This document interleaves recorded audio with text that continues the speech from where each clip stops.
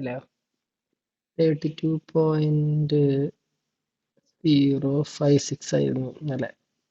അതിന്ന് ഒരു 5K പോയിട്ടുണ്ട്. അറൗണ്ട് 32 ആയിട്ടുണ്ട്. അതാണ് ഇപ്പോഴത്തെ ഒരു സിനാരിയോ.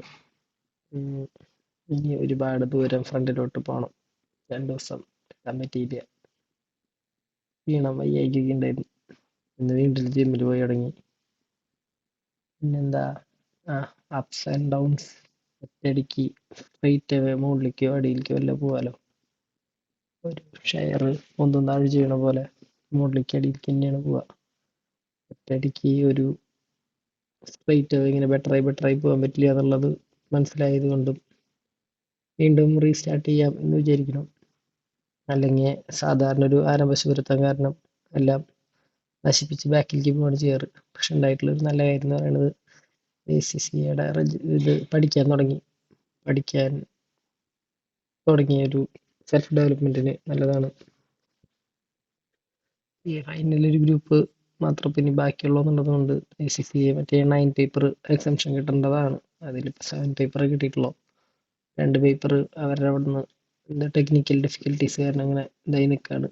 അതും കൂടി കഴിഞ്ഞാൽ അത് സെറ്റായി കഴിഞ്ഞാൽ പിന്നെ നമുക്കൊരു സെൽഫ് ഡെവലപ്മെന്റ് കാര്യങ്ങളിലേക്ക് കണക്കാക്കാം. അങ്ങനെ നമുക്കൊരു കുറച്ച് ഇതുണ്ടാവുമെന്ന് വിചാരിക്കുന്നു.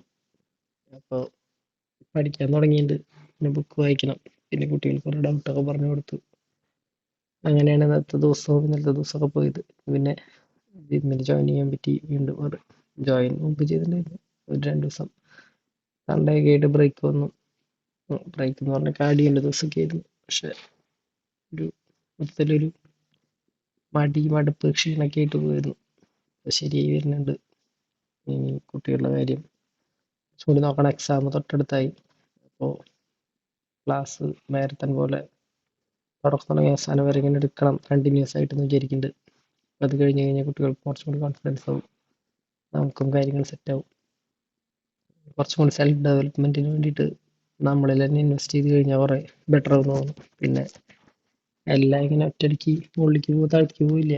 നമ്മൾ നാട്ടുകാരെക്കൊണ്ടൊക്കെ ക്ഷമിക്കണ പോലെ നമ്മളോടനെ കുറച്ച് ക്ഷമിച്ചാൽ നല്ലതായിരിക്കും തോന്നുന്നു. ഒരു പേഴ്സണൽ ആയിട്ട് നമ്മൾ ബാക്കിയുള്ളവരോട് കാണിക്കുന്ന ഒരു ടോളറൻസ് ലെവൽ പോലും നമ്മളോട് പലപ്പോഴും കാണിക്കാറില്ല എന്ന് എനിക്ക് തോന്നാറുണ്ട്. ഇപ്രാവശ്യം നമുക്ക് തന്നെ നമ്മൾ വീണ്ടും ഓരോ ചാൻസ് കൊടുക്കുക. നന്നായാലോ, അതാണ് ഇപ്പോൾ ആലോചിക്കുന്നത്. അപ്പോൾ ഇനി നോക്കി നോക്കാം. ഈ ഒരു കറണ്ട് കാര്യമൊക്കെ ഷെയർ മാർക്കറ്റ് കൂടും കുറയും ചെയ്യുന്നതനുസരിച്ചിരിക്കും. അതുകൊണ്ട് വലിയ കാര്യമില്ല. എന്തെങ്കിലും കൂടിയൊക്കെ ചെയ്യണം. എന്തെങ്കിലും മൾട്ടിപ്പിൾ സോഴ്സ് ഓഫ് ഇൻകം ഉണ്ടാക്കിയെടുക്കണം. അതിന് മുമ്പ് ക്ലാസ്സുകൾ കാണുകയും മാർച്ചിൽ ACCA-യുടെ എക്സാം 2 പേപ്പറെങ്കിലും മിനിമം എഴുതണമെന്നും അത്യാവശ്യം നല്ല മാർക്കിൽ പാസ്സാവണമെന്ന് വിചാരിക്കുന്നുണ്ട്. ദിവസമായ പോരാ, നല്ലൊരു മാർക്കിൽ തന്നെ ആളുടെ ഒരു ഫാക്കൽറ്റീസിൻ്റെ ഒക്കെ ക്ലാസ്സിൽ അവരുടെ സ്റ്റുഡൻസ് ഗ്ലോബൽ റാങ്കും ഓൾ ഇന്ത്യ റാങ്കൊക്കെ അടിക്കാറുണ്ടെന്ന് കേട്ടു. നമുക്ക് CAക്ക് ഒന്നും കിട്ടിയില്ല. കുറേ വട്ടം തോറ്റു. പക്ഷെ ഇതിലെന്തെങ്കിലും റാങ്ക് കിട്ടാനൊന്നും പോണില്ലായിരിക്കാം. അതായിരിക്കാം റിയാലിറ്റി. പക്ഷെ ട്രൈ ചെയ്യണം, തെറ്റില്ലല്ലോ. അപ്പോൾ അങ്ങനെ സീരിയസ് ആയിട്ട് നോക്കിയാലോ എന്നൊരു ആലോചനയുണ്ട്. ടൈപ്പിംഗ് സ്പീഡ് കൂട്ടണം. പിന്നെ ഇത് കുറേയൊക്കെ ഒരു ലോജിക്കൽ സോണിലാണ് പോണത്. അപ്പോൾ ലോജിക്കൽ രീതി എന്ന് പറയുന്നത് നമുക്ക് പറ്റിയൊരു സ്ട്രോങ് സോണാണെന്ന് എനിക്ക് തോന്നാറുണ്ട്. അപ്പോൾ ലോജിക്കലി നന്നായിട്ട് പഠിച്ചാൽ എന്തെങ്കിലും കിട്ടുമെന്ന് നോക്കണം. ഒന്നുമില്ലെങ്കിൽ ലോജിക്കൽ സോണും നമ്മുടെ സ്ട്രോങ് സോണെല്ലാം തിരിച്ചറിയാനെങ്കിലും പറ്റും. അപ്പോൾ മാർച്ചിൽ ഉള്ള എക്സാമിന് ആദ്യം നോക്കാം. അത് കഴിഞ്ഞ് ഫൈനൽ മെയ്യിൽ വരുമ്പോൾ ഒന്നും കൂടി ഒന്ന് ട്രൈ ഔട്ട് ചെയ്യാൻ പറ്റും. അതാണ് ഇപ്പോഴത്തെ പ്ലാൻ.